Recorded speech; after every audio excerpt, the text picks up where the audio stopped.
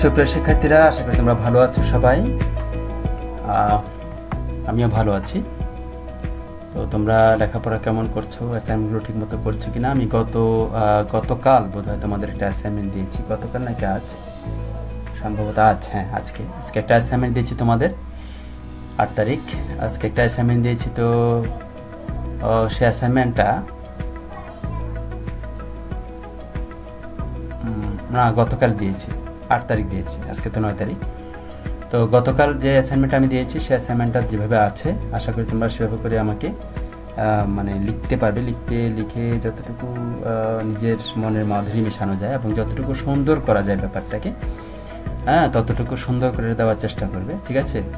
আর যারা এখনও পর্যন্ত দেখেনি বা পায়নি তাদেরকে একটু ইনফর্ম করবা। যারা পেয়েছে তো ভালোই, আর যারা পায়নি তারাও যাতে একটু, যারা পায়নি তাদেরকে একটু ইনফর্ম করে দাও, ঠিক আছে?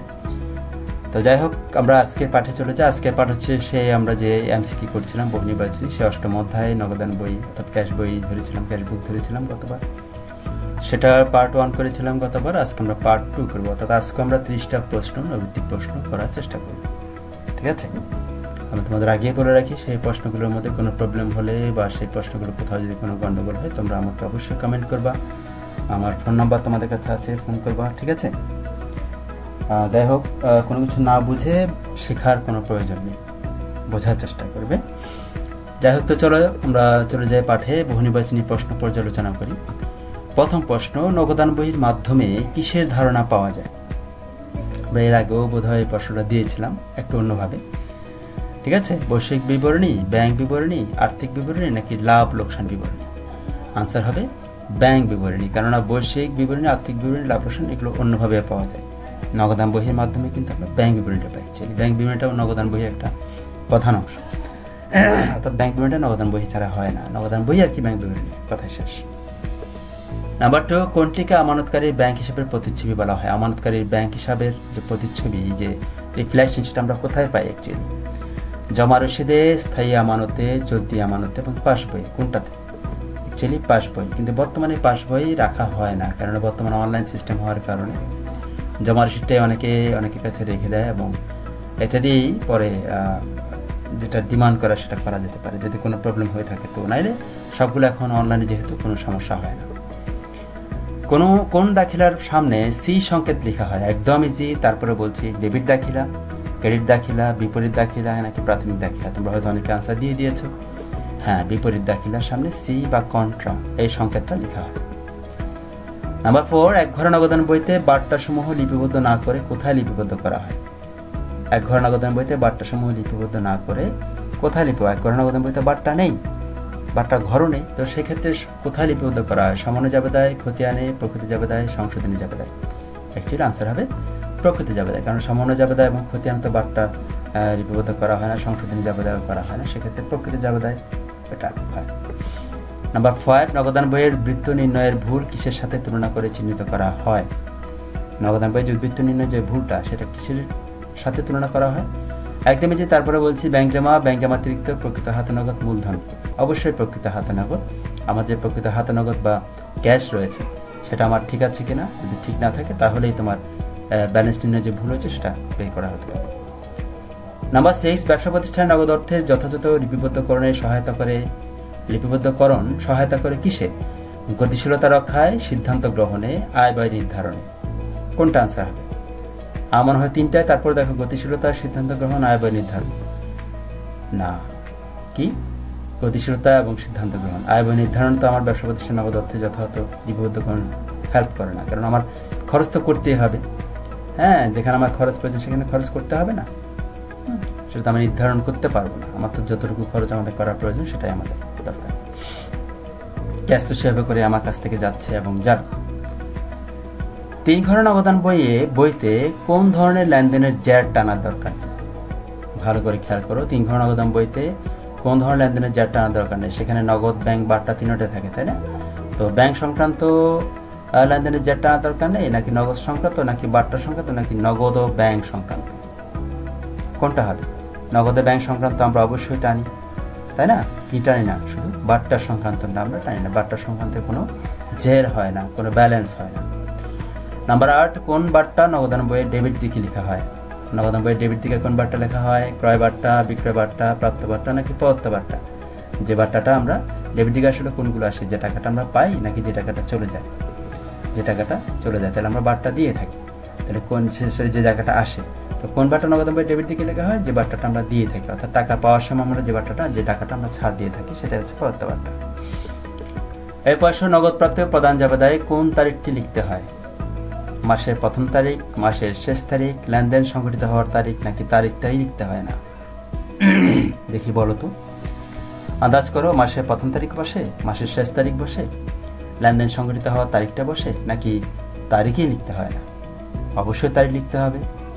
ঠিক আছে, মাসের প্রথম তারিখ বা মাসের শেষ তারিখ কিন্তু নগদ প্রাপ্তি বা প্রদান জাবেদায় বসে না, বরং লেনদেন সংঘটিত হওয়ার যে তারিখটা সেটাই নগদ প্রাপ্তি এবং প্রদান জাবেদায় লিখতে হয়। নগদ প্রাপ্তি জাবেদার ছকে বহির্ভূত থাকে কি জিনিস? 1 নম্বর কলাম, পাওনাদার কলাম নাকি প্রাপ্তবার্তা কলাম? নগদ প্রাপ্তি জাবেদার ছকে বহির্ভূত থাকে, অর্থাৎ না থাকে বলে চলে, তিনটাই। 1 নম্বর কলাম, পাওনাদার কলাম, প্রাপ্তবার্তা কলাম, এগুলো কি নগদ প্রাপ্তিতে থাকে? নগদ প্রাপ্তিতে তো তোমার পার্টটা প্রশ্নে আসে না, 1 নম্বর প্রশ্নে আসে না, পাওনাদারও প্রশ্ন আসছে না। 2 ঘর নগদান বইতে মোট ঘরের সংখ্যা কতটি? 2 ঘরের নগদান, 1 ঘর নগদান বইতে কয়টি? 10টি। তাহলে 12টি, 14টি, কোনটা হবে? অবশ্যই 12টি। এরপর হচ্ছে কিসের ভিত্তিতে নগদান বইয়ের শ্রেণী বিভাগ করা হয়? লেনদেনের সংজ্ঞার ভিত্তিতে, ব্যবসায়ের প্রকৃত আয়তনের ভিত্তিতে, মোট আয়ের ভিত্তিতে নাকি মোট সম্পদের ভিত্তিতে? এখানে ব্যবসায়ের প্রকৃতি যত বড় হবে, তত আয়তন যত বড় হবে, ততই কিন্তু তোমার নগদান বইয়ের শ্রেণী বিভাজন ঘটে। তো সেক্ষেত্রে আমার 1 ঘোড়া, 2 ঘোড়া, 3 ঘোড়া যে আছে যে বা খুচরা নগদান, সেটার মধ্যে তার মানে ব্যবসায়ের প্রকৃত আয়তনের উপর ডিপেন্ড করে কিন্তু নগদান বইয়ের শ্রেণী বিভাগ করা হয়ে থাকে। ক্রয় বার্তা কারবারের জন্য কি? খরচ, সম্পদ, দায় নাকি আয়? ক্রয় বার্তা, অর্থাৎ ক্রয় করার সময় আমরা যে বার্তাটা পাই অ্যাকচুয়ালি সেটা কি? অবশ্যই আমাদের সম্পদ, আয়, এটা আমাদের আয় হয়, তাই না? ক্যাশবুকে ক্রেডিট দিকে, অর্থাৎ যেহেতু পণ্যের দামটা কমে যাচ্ছে সেজন্য ক্যাশবুকের ক্রেডিট দিকে কি লেখা হয়? Debit voucher, credit voucher, debit note না ক্রেডিট নোট? একদম ইজি, কোনটা হবে? Debit voucher. ক্যাশবুকের ক্রেডিট দিকে লেখা হয় ডেবিট ভাউচার, অর্থাৎ নগদান বইয়ের ক্রেডিট দিকে লেখা হয় ডেবিট ভাউচারের দিকে। কোনটি বিবেচনায় প্রাপ্তি ও প্রদান জাবেদা তৈরি করা হয়? কোনটি বিবেচনা? নগদ টাকার বিবেচনায়, মূলধনের বিবেচনা নাকি সর্বাধিক চাহিদা পূরণের বিষয়ে নাকি স্থায়িত্বে? বুঝতে পারছি এখানে কোনটা হবে? সর্বাধিক চাহিদা পূরণের বিষয়ে প্রাপ্তি ও প্রদান জাবেদা করা হয়, সর্বাধিক চাহিদা। ঠিক আছে, নগদ প্রাপ্তি ও প্রদান হিসাবে আমার করার প্রয়োজন নেই। কারবারি বার্তা 3 ঘর নগদান বইয়ের কোন দিকে লেখা হয়? ডেবিট দিকে, ক্রেডিট দিকে, উভয় দিকে নাকি নগদান বই বহির্ভূত? একটা বিষয় বলি, আমরা যে বার্তাটা দেই নগদান বইতে সেটা কিন্তু কোনো কারবারি বার্তা নয়, সেটা কিন্তু নগদ বার্তা। তাহলে 3 ঘর নগদান বইয়ের কোন দিকে লেখা হয় কারবারি বার্তাটা? কোনো দিকেই না, যেহেতু এটা নগদান বই বহির্ভূত একটা বিষয়। ডেবিট দিকেও না, ক্রেডিট দিকেও না, বই দিকেও না। প্রতিষ্ঠানকে প্রদত্ত চেক কখনোই বাহক চেক হয় না, খোলা চেক হয় না, দাগ কাটা চেক হয় না। এখানে আনসার কোনটা হবে? একদম সহজ, তোমরা আনসারটা দেখতেই পাচ্ছ। বাহক চেক হয় না, খোলা চেক হয় না, দাগ কাটা চেকও কি হয় নাকি? দাগ কাটা চেক অবশ্যই হয়। সুতরাং 1 হচ্ছে সঠিক উত্তর। নগদ প্রদান জাবেদার ছকে কয়টি ঘর থাকে? নগদ প্রদান জাবেদার ক্ষেত্রে তোমার কয়টি ঘর থাকে? 9টি ঘর থাকে। ঠিক আছে, তোমরা দেখে নাও। ধারে বিক্রিত পণ্যের অর্থ দ্রুত আদায়ের জন্য বিক্রেতা ক্রেতাকে কোনটি প্রদান করে? ধারে বিক্রিত পণ্যের অর্থ দ্রুত আদায়ের জন্য বিক্রেতা ক্রেতাকে কোনটি প্রদান করে? বার্তা, প্রাপ্ত বার্তা, কারবারি বার্তা, প্রদত্ত বার্তা নাকি প্রদেয় বার্তা? অবশ্যই প্রদত্ত বার্তা বা বার্তা দিয়ে থাকে। প্রারম্ভিক নগদ তহবিল যা উদ্বৃত্ত নগদান বইয়ের কোথায় লেখা হয়? নগদ তহবিল বা উদ্বৃত্ত নগদান বইয়ে কোথায় লেখা হয়? ডেবিট দিকের শেষে, ক্রেডিট দিকে একেবারে শেষে নাকি ডেবিট দিকের শুরুতে? অবভিয়াসলি ডেবিট দিকের শুরুতে। এরপর আসো, 3 ঘর নগদান বইয়ে টাকার ঘর কয়টি? 3 ঘরের নগদান বইয়ে টাকার ঘর কয়টি? কি আছে? নগদ ব্যাংক বার্তা, নগদ ব্যাংক বার্তা কয়টি? 6টি। ব্যাংক হিসাব প্রধানত কত প্রকার? ব্যাংক হিসাব প্রধানত 3 প্রকার, সঞ্চয়ী, স্থায়ী এবং চলতি। ঠিক আছে। নগদ অর্থ আগমন ও নির্গমন হিসাবভুক্ত রাখার জন্য কোনটি সংরক্ষণ করা আবশ্যক? নগদ অর্থ আগমন এবং নির্গমন হিসাবভুক্ত রাখার জন্য অবশ্যই তোমার নগদান বই সংরক্ষণ করা আবশ্যক। ঠিক আছে, এটা তো বুঝতে পারছো, আমরা এটা নিয়েই তো কথা বলছি, তাই না? সর্বাধিক চাহিদা পূরণের বিষয় বিবেচনায় নগদান বই কত প্রকার? সর্বাধিক চাহিদা পূরণের বিষয় বিবেচনায় নগদান বই কয় প্রকার? 2 প্রকার, 2 ঘোড়া 3 ঘোড়া। ঠিক আছে, বহু ঘোড়া যেটাকে আমরা বলে থাকি। ওকে, বাহক চেক প্রাপ্তি 1 ঘোড়া নগদান বইয়ের কোন দিকে লেখা হয়? বাহক চেক প্রাপ্তি 1 ঘোড়া নগদান বইয়ের ডেবিট দিকে, ক্রেডিট দিকে, ডেবিট ও ক্রেডিট, নাকি ডেবিট বা ক্রেডিট, কোনটা হবে? অবভিয়াসলি ডেবিট দিকে, যেহেতু আমরা প্রাপ্তিটা ডেবিট দিকে লিখি। নগদ তহবিলের উপর নিয়ন্ত্রণ রাখে কোনটি? খতিয়া, নগদান বই, জাবেদা নাকি রেওয়ামিল? অবশ্যই নগদান বই। নগদান বই তোমার নগদ তহবিলের উপর নিয়ন্ত্রণ রাখে। খরচ কত হচ্ছে, আয় কত হলো, ব্যয় কত হচ্ছে, এগুলোর সাথে যেহেতু খবর রাখে, নগদ তহবিল নিয়ন্ত্রণ করে। আর টাকা নেই তো খরচ নেই, সেক্ষেত্রে নগদ তহবিল তো সেক্ষেত্রে নিয়ন্ত্রণটা রাখছে, তাই না?